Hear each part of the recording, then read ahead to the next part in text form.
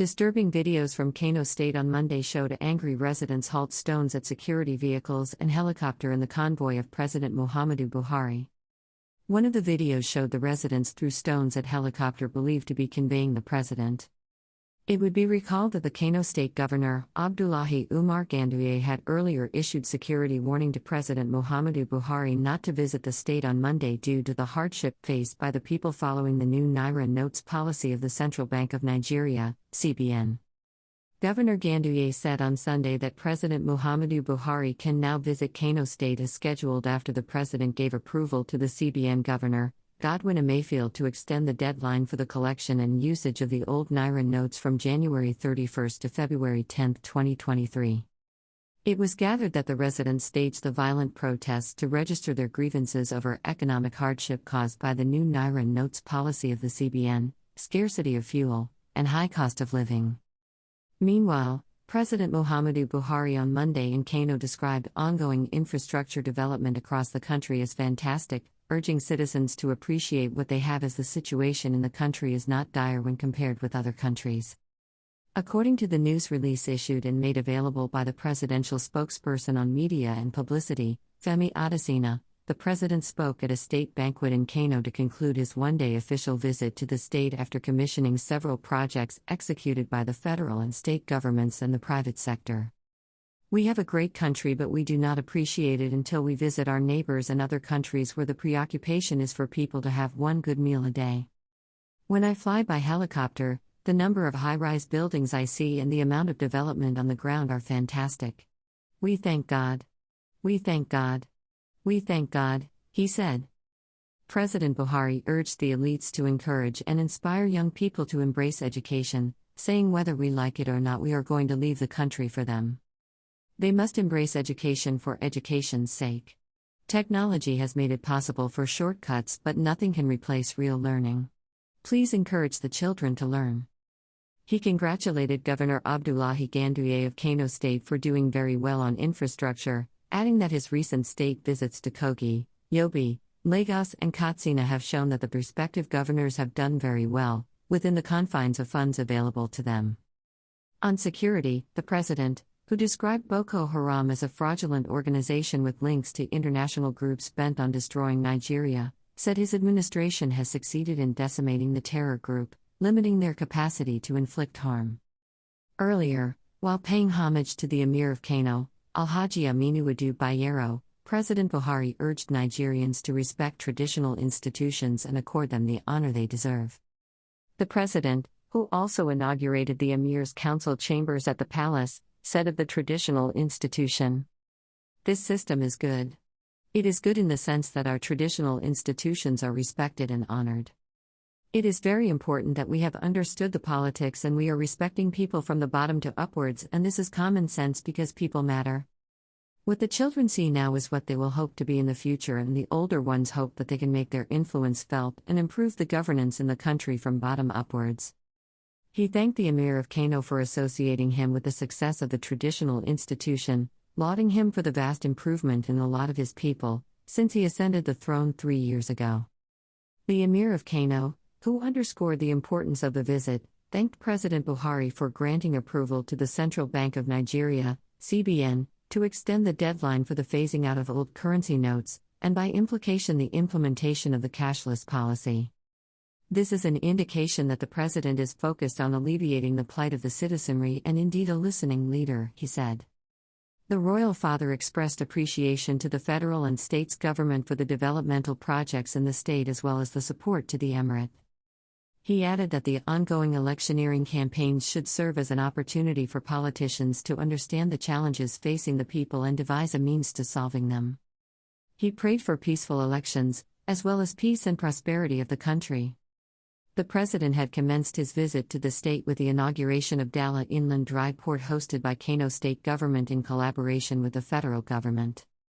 The Inland Dry Port project was conceived as part of the federal government's ports reform program designed to decongest the seaports, while also taking shipping and port services closer to importers and exporters in the hinterland. The president also inaugurated the Nigeria Sovereign Investment Authority, an SIA-funded 10 MW Haske solar plant in a 24-hectare land in Kumbotso local government of Kano State. The plant, which links industrial customers to an additional power supply, represents a significant step towards efforts to provide clean, reliable, and sustainable energy for all Nigerians. The 10 megawatts plant is the largest completed solar plant in Nigeria and the first under the Nzia renewable energy platform. President Buhari also commissioned the Family Homes Fund's estate, Darmanawa, Kano, which consists of 469 affordable housing units with ancillary infrastructure.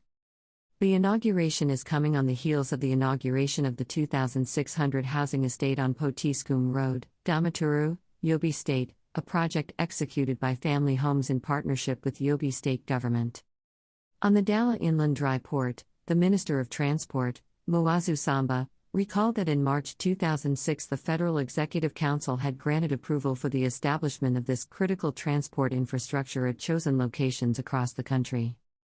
He said the infrastructure would undergo a concession to private sector operators on public-private partnership (PPP), with a strategic framework to build, own, operate and transfer (BOOT) model. Dala Inland Dry Port at Zawachiki in Kano State was among the 6 inland dry ports approved, and the concession went to Messrs. Dala Inland Dry Port Nigeria Limited, he said. He stated that the dry port has been designated a customs port with all the prerequisites of an international port, including customs, immigration, port health officials, and government security agencies. He thanked Governor Abdullahi Ganduje of Kano State for his investments on infrastructural development, particularly road networks amongst others, which has made the Dala Inland Dry Port a reality. Reiterating that the Dala Inland Dry Port, DIDP, is a port of origin and final destination, the minister called on national and international maritime practitioners, shippers, shipping companies, landlocked countries, and port users to take full advantage of this facility for import and export of their cargoes. On the 10 megawatts Hask solar plant, the Minister of Power, Abubakar Aliyu, described the solar plant as a significant achievement in Nigeria's power generation, achieving the energy transition goal as well as increasing the share of renewable energy in the power mix. The minister revealed that the construction of the Zongaru hydroelectric power plant project is almost completed, while other power plants projects are at various stages of completion. Minister of Finance, Budget and National Planning, Zainab Ahmed, disclosed that over 16,000 houses have been successfully built in the past 4 years by Family Homes Funds Limited, under the guidance of the ministry. She recalled that the ministry, together with Nzia, established Family Homes Funds Limited with a structured approach to address the housing deficiency issue in the country. We had a vision to support your government's housing agenda by ensuring we cater for the low-income earners of Nigeria by providing quality houses that are affordably priced, she said. According to the minister, the agency now has a strong presence in all the 6 geopolitical zones and through its projects, created over 75,000 direct and indirect jobs. There are completed and ongoing housing projects funded by Family Homes Funds in 12 states of the Federation, and in the next 2 years, we intend to build additional affordable houses in all 36 states, including the FCT, she said. While in Kano, the president also commissioned the National Tier 4 Data Center under the supervision of Federal Ministry of Communications and Digital Economy, an office complex of Galaxy Backbone Limited. The Tier 4 data center is the highest anywhere in the world, and this is the best center in the country and the first in northern Nigeria. Professor Isa Ali Pantami, the Minister of Communications and Digital Economy, told the president at the unveiling of the plaque to commemorate the formal inauguration. Pantami added that the data center, in the first stage, has a provision for storage of 2.2 petabytes and a possibility for expansion. He also inaugurated the Cancer Treatment Center at Muhammadu Buhari Specialist Hospital, Gijinya Muhammadu Buhari Road Interchange at NNPC Megastation Hotoro, and Aliko Dangote Ultramodern Skill Acquisition Center, Zaria Road. Greater than happened in Kano today. President Buhari pic.twitter.com/cl. KT, GT7PRK. Greater than, at Mo_Abdul, January 30, 2023. Greater than you're just spreading fake news, Amiyenu, when did the president follow that route? Greater than Bashir Ahmad, at Bashir Ahmad, January 30, 2023. Greater than pic.twitter.com/GWKK. Kadir. Greater than Fatima, heart, At Fatima Sabo Muha 2, January 30, 2023. Greater than this is Baba Legacy. pic.twitter.com/13zixit2v.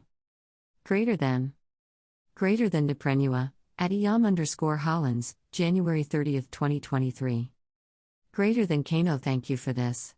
pic.twitter.com/k5s5gndx. Greater than Reliance Concepts, at @Adopabe, January 30, 2023. Greater than Buhari is bad luck. Man is evil. Greater than Eduardo, at @Uchenna_97, January 30, 2023. Greater than the official PMIG in the strongest terms condemns the attack on President Buhari today in Kano State by miscreants allegedly sponsored by the presidential candidate of the official AG, @Officialabad. Greater than official PDP Nigeria, at official PMIG, January 30, 2023.